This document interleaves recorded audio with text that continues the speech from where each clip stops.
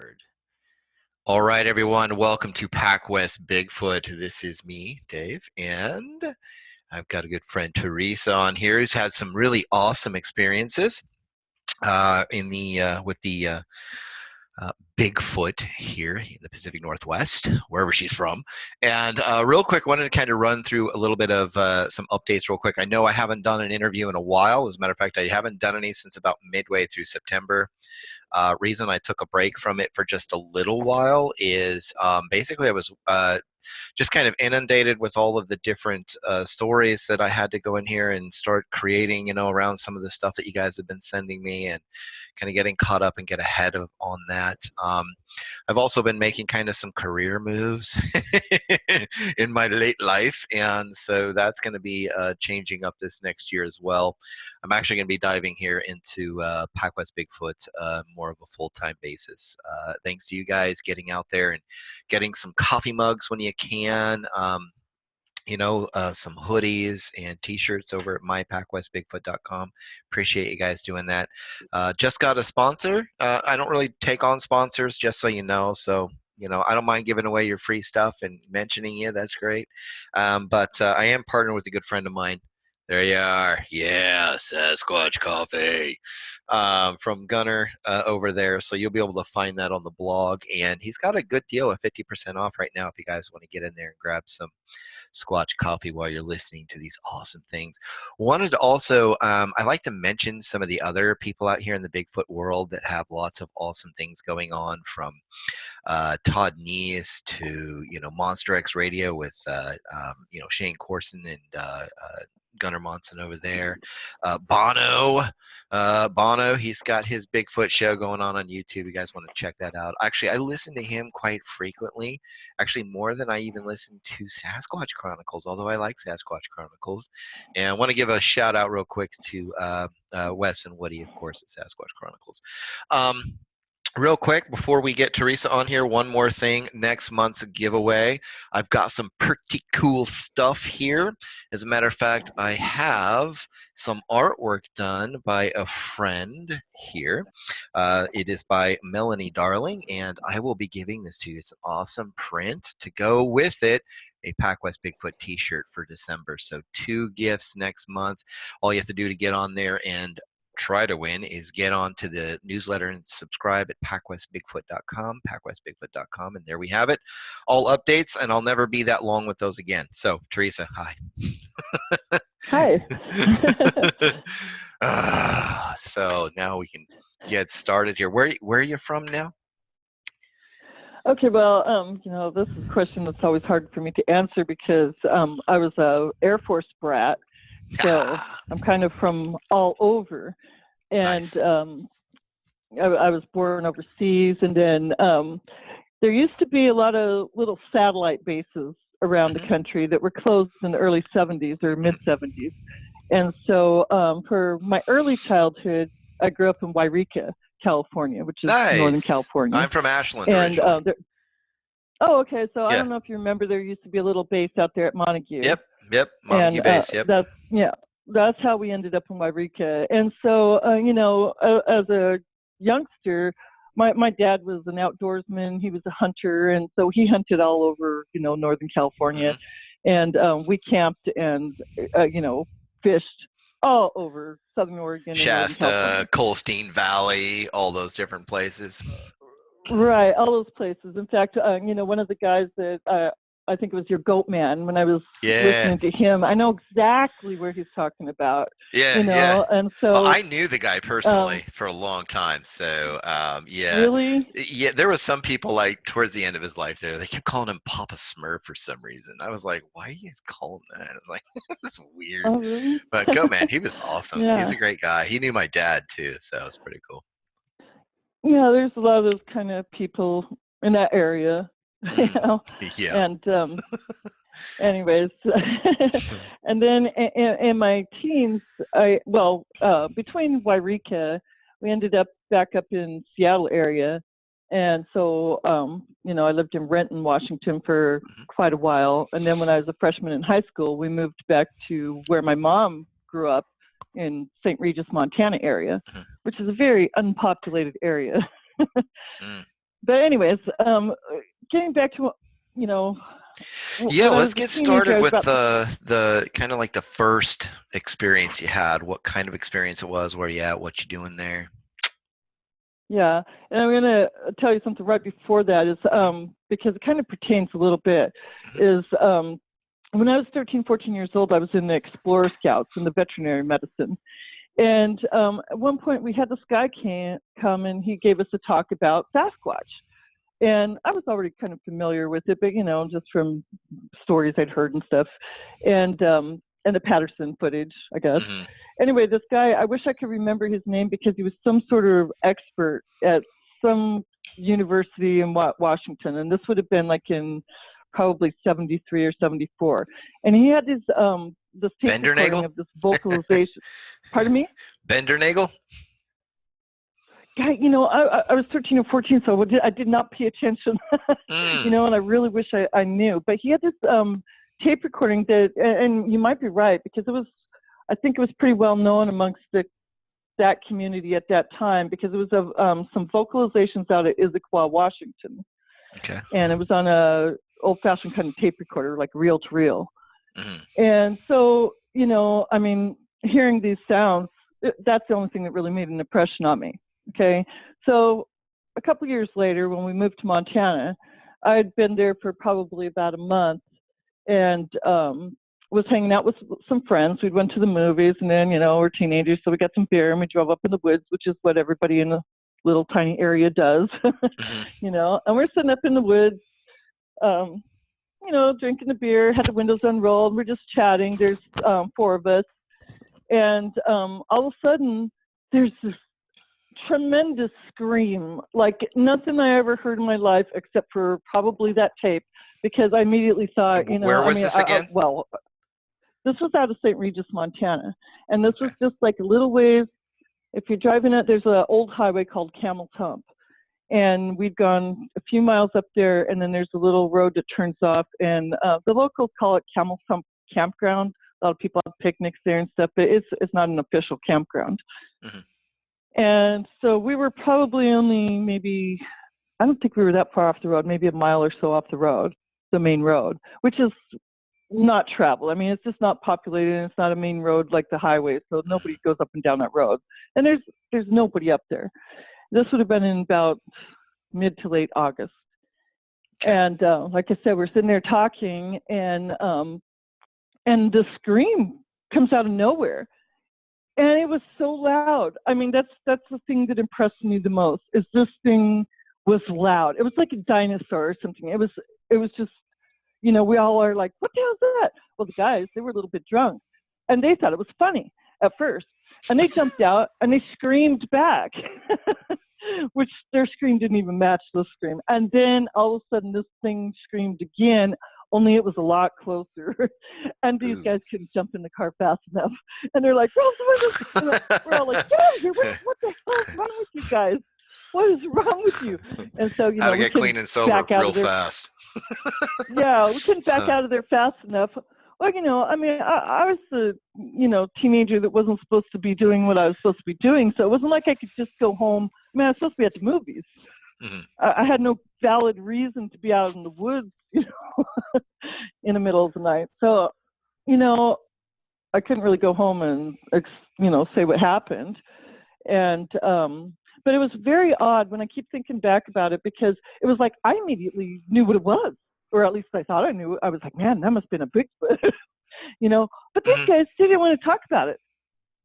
I'm like, well, what do you think that was? Do you think it was a Bigfoot? And they're like, oh, I don't know, So we had this little short conversation about what it could or couldn't be, and then we never talked about it again.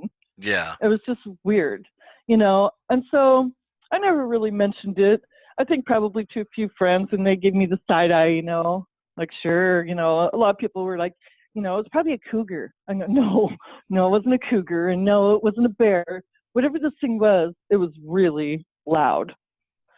And so in the meantime, we had a little restaurant in DeBorgia, Montana, and I had a horse. And on my off time, I used to ride all over in the woods. It kind of sets my hair on end now, because, I mean, we're talking wilderness, you know. Not some place where a teenager should be riding alone in the woods, or anybody for that Mm-hmm. matter. But there was one particular road, and it's right across. There's exit into Borgia. That's pretty much all that's there. And on the south side of the freeway there's a little road, dirt road called Deer Creek. And, I go to ride my horse up there, and I always got an eerie feeling. I just got a weird feeling. I just never liked to go up there. And then my horse would start, freaking out. He didn't want to go up that road for some reason either. Mm-hmm. And so I always believed him if he was going to act that way. And so we stuck to the other side of the freeway. But anyway, one day, I don't know why, it was a slow day or something. It was, my mom decides to close the restaurant early, and she wants to take me and my brother on a picnic. And so she starts heading up Deer Creek Road, and I start going, I don't like going up here, Mom. There's something weird about this area. And, oh, no, there's this nice little spot up there for a picnic. I've been up here lots of times. I don't know. I just started kind of freaking out, and she thought it was ridiculous. So we get on up there, and it was a nice little campground. I mean, it was a perfect little spot for a picnic. Mm-hmm. There's a little creek that runs through. It's just off of the road. On the other side of the creek, there's this embankment that goes straight up, like it's been washed away or something. Probably, I'm guessing, thinking about probably about 30 feet, maybe a little bit higher, and then it's thickly wooded at the top. Mm-hmm. And then right next to the creek on our side is a big, huge flat rock. And I imagine it's still there. Anyhow, my mom and I, after we finished our picnic, my brother was in the creek. He was bending over looking for hellgrammites. Do you know what those are? No, Those huh? little, anyway, yeah. So he's What are they? concentrating on trying to find those things. They're little, kind of, I guess they're like a little crayfish thing that's in a little shell. You tip over rocks in the creek, and you can find them there, and they make good bait anyway.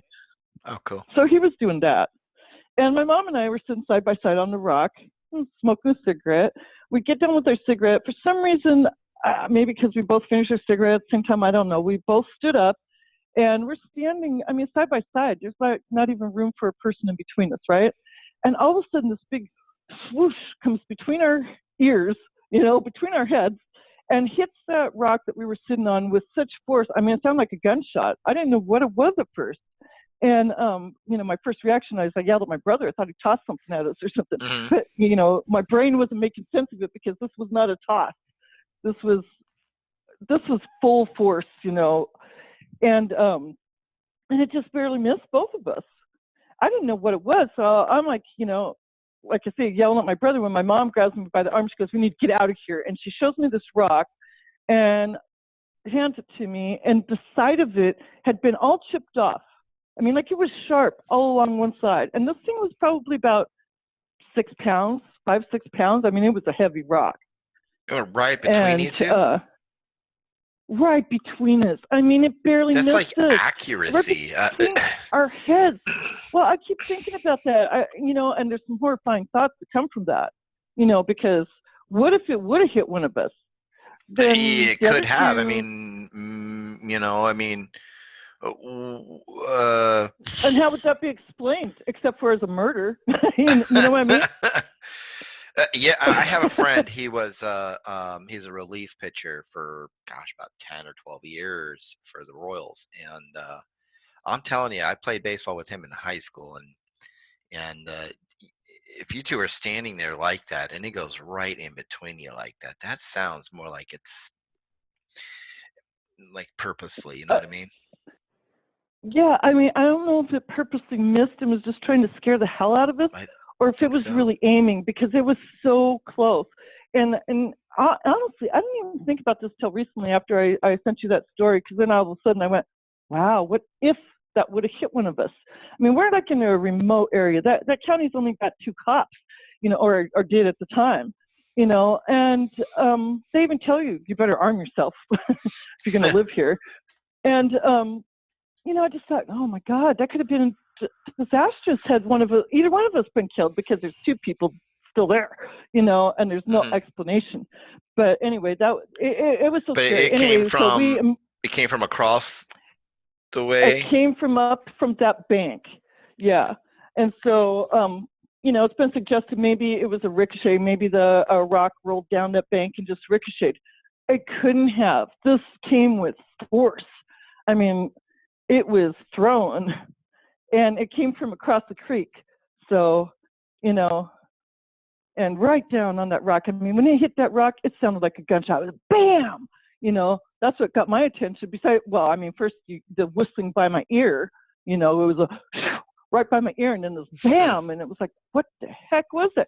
Your brain can't even make sense of it at first. Yeah. No. But anyway, we couldn't get into the car fast enough. My brother, he had no idea what was going on. We're just panicking. Get in the car, and it was really funny because we get in the car and the damn thing wouldn't start. It took like 3 tries. I was freaking out. It was like a horror movie at that point, Mm. And then it started, and then we got out of there, and then my mom proceeds. We end up driving up to the lookout, having our picnic up there. But yeah, I really wanted to just go home at that point. But at that point, I did tell her what had happened a couple years before, and she had grown up in that area. Those when she was young, she'd roamed the woods. I grew up in a hunting family. Everybody I knew, hunted that area. Nobody had a story, so that's Mm. one reason why I didn't really want to say too much, because these people, like my stepdad, he was a hunting guide, and he never said anything about anything happening out there. They were out there more than I was. So Interesting. anyway. Well, that's cool. Now, my mother, she had heard something screaming. Hyatt Lake, right? Which lake? Hyatt Lake up above Ashland, up Green Springs there. Oh yeah, uh-huh. Okay, right. Then you got Little Hyatt that's kind of like basically north of that, I think it is. No, actually more west of that. Yeah, west of that. You got Little Hyatt Lake there, and that sits about 3 miles back, 2 miles, something like that, whatever. But we were kids. I was sleeping in the tent with my brother and sister, but she said it was around midnight. She was finally heading to bed. My dad worked graveyards, so he'd drive down into town, work at a lumber mills, and then come back. And we'd live up there for the summer in a tent. So that's what we did because it was cheap. Huh. And Yeah. she said one night she just heard just this. It was just madhouse screaming for like a couple minutes. Just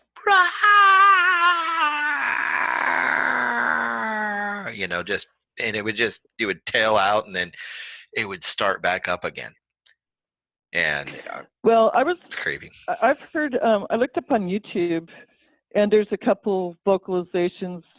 There's the one that's Sasquatch vocalizations and sounds part 1. The very first one sounds really similar to what we heard that night. Yeah, okay. It was. So if you guys are listening, those of you that are listening to this, I've actually listened to part 1, 2, 3, and 4. If you look up Sasquatch or Bigfoot vocalizations, you'll see this picture of Bigfoot there. Just click on that and then start it from the beginning, and you'll hear what Teresa's saying. It starts right off back like, yeah, and when it's close to you and you're out there in the woods, it was a lot louder. Well, yeah, and it's just like, honestly, I'm a pretty brave person, and I've done a lot of things. And I used to break and train horses, and I've barked in some pretty rough places. I'm not a scaredy cat. But when I think about the things that have really put fear through, where you feel the fear just go right through you, that was one of them. Because it was just such a primal kind of instinctive fear. Mm. Yeah. And then, I think I might have told you a couple of years ago, and this wasn't really an experience, but this just gave me pause, is because I was reading about a lot of experiences near Union Creek, Oregon. And a few years ago, my son and I lived in Medford, and we took a trip up in the middle of the week, so it was real quiet. I went to Crater. Creek. I went to Crater High School. Oh, okay. Mm-hmm. Yeah, I love that area, but man, it creeps me out now. Anyhow, I still have just, don't mean to interrupt you, but I still have, like I said, you were asking me about the stories and stuff here, they're all based on true stories. I get little, pieces here and there from people, little experiences, little like BFRO type of things they share with me that I create stories around them, based on true stories, like a narrative story. And I Uh-huh. can't tell you, I'm still working. I've got so many from up around that whole region, that whole area. I'm still working on more Oh, of them that I've actually chosen to work on personally because I liked them. That place is probably, I'm telling you, everybody's like Northern California, Northern California. I say ain't nothing. Nobody's got nothing on them like that yeah. area. Well, yeah. Yeah, we were at Union Creek, and it wasn't so bad. I didn't have any weird feelings there, but it was by Prospect because we were Yeah. leaving, and I said, "Hey, let's go check out Prospect." And you know that big bridge there, and then you go Yep. across it. You can hike down to those boulders, right? Hmm.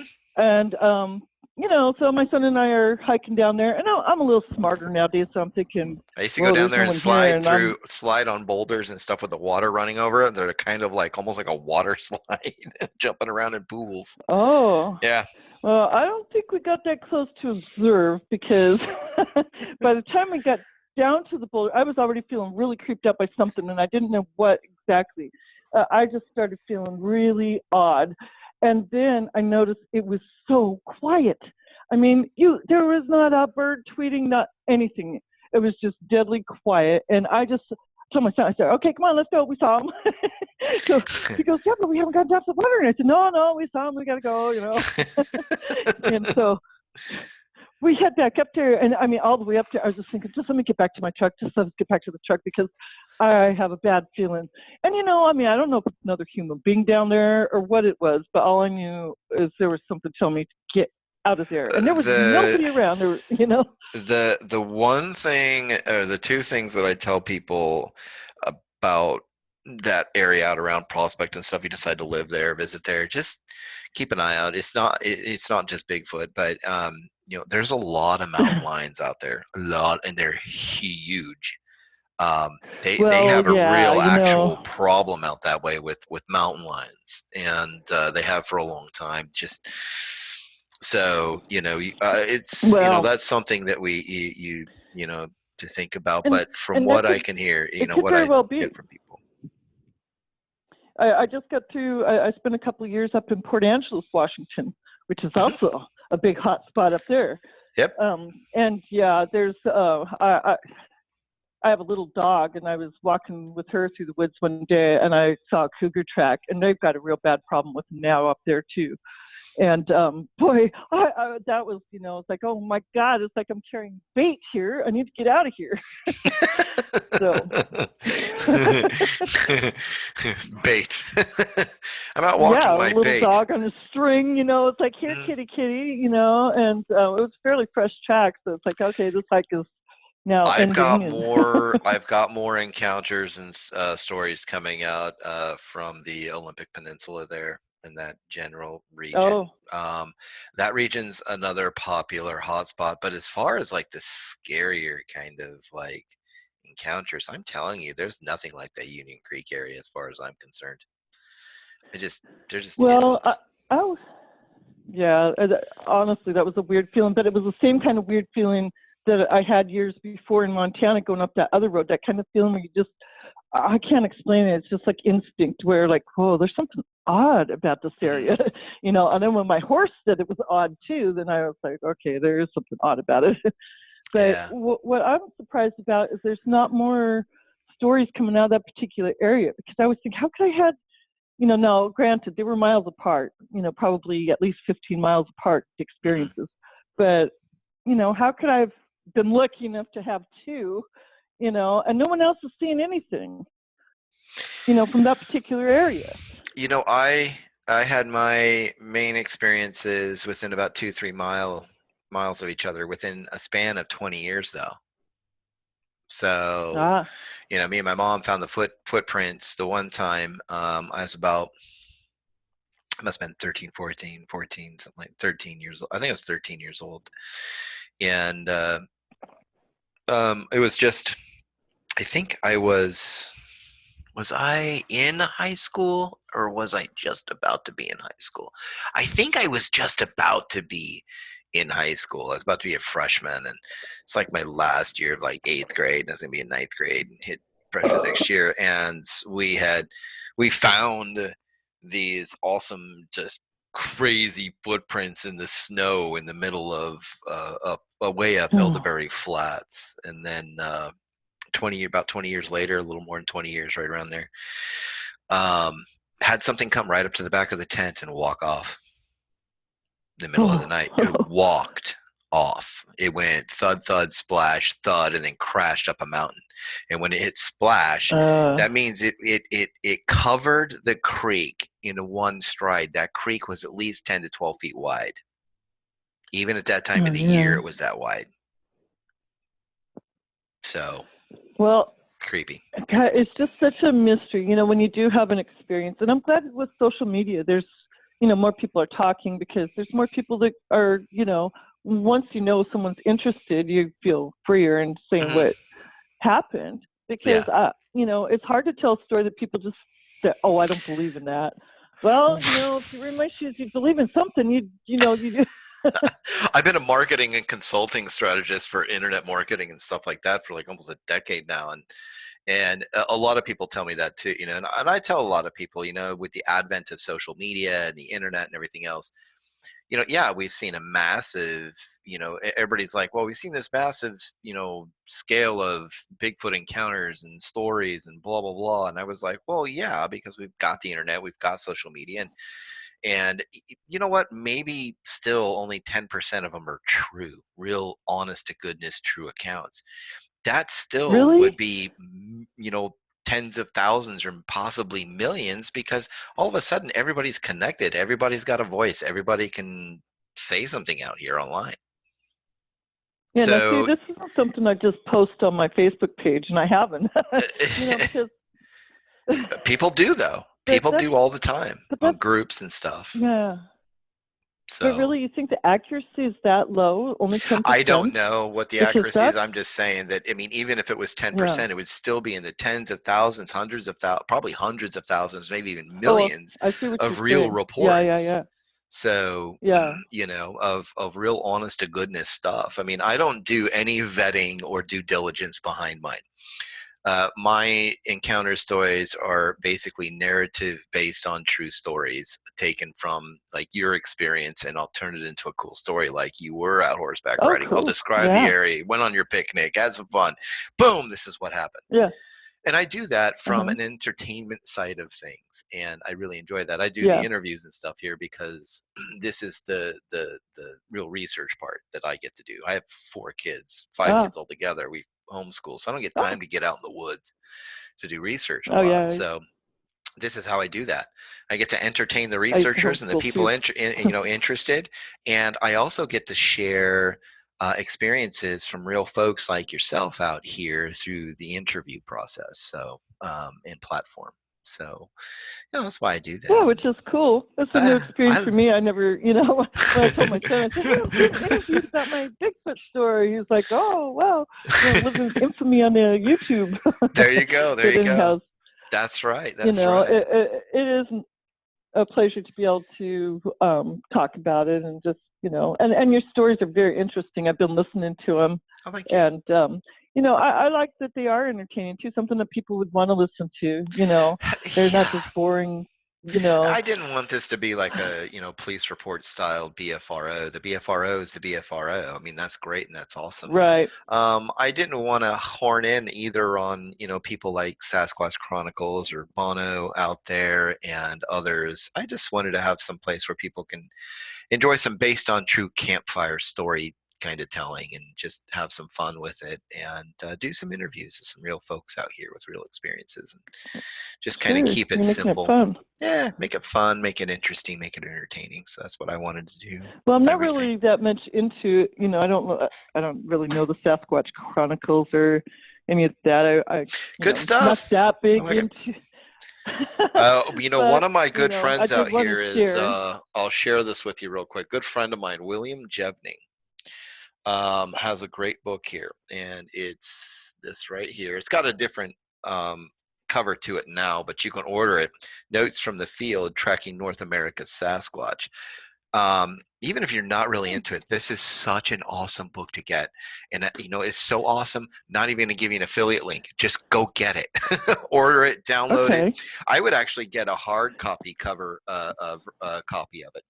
Because personally, I like them. I got this one too, which is really cool, from Robert Michael Pyle.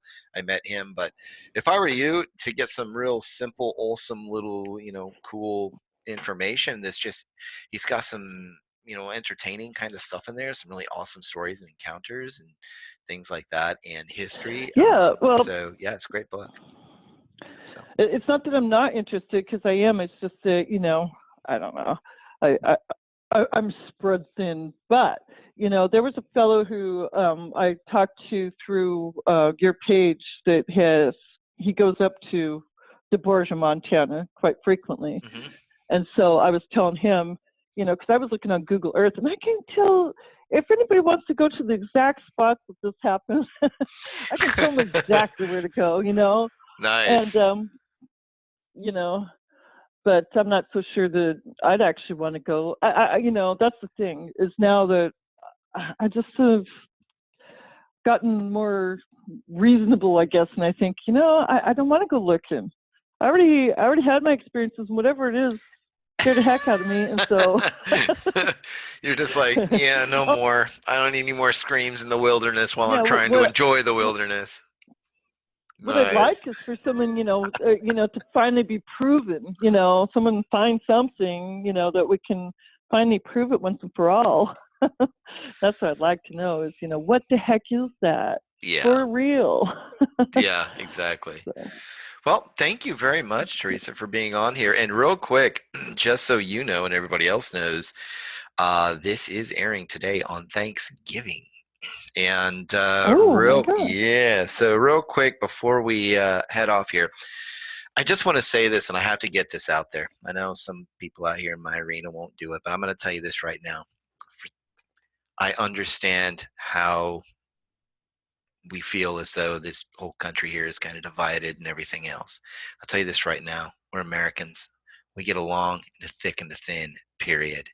And I just want to say, from my family to yours, happy Thanksgiving. And I'm glad you guys are here.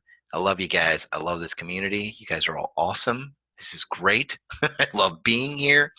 And I'm going to tell you, no matter what, whether we agree or we don't agree, can always agree to disagree and still get along, still carry on conversation about Bigfoot, politics, faith, math, books, music, doesn't matter.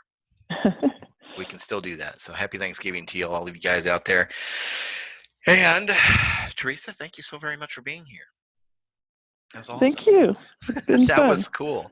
So with that, hang on for a second, Teresa. I'm real quick, just to let you guys know, don't forget, great giveaways, PacWestBigfoot.com, PacWestBigfoot.com. Sign up to the clan there. And if you guys want to, the only way that I keep this going is over at myPacWestBigfoot.com, myPacWestBigfoot.com. Grab yourself a hoodie, grab yourself a shirt, grab yourself a coffee mug, sit down with me, listen to some awesome encounter stories, and drink some Squatch coffee. So with that, God bless you guys, and hold on one second, Teresa.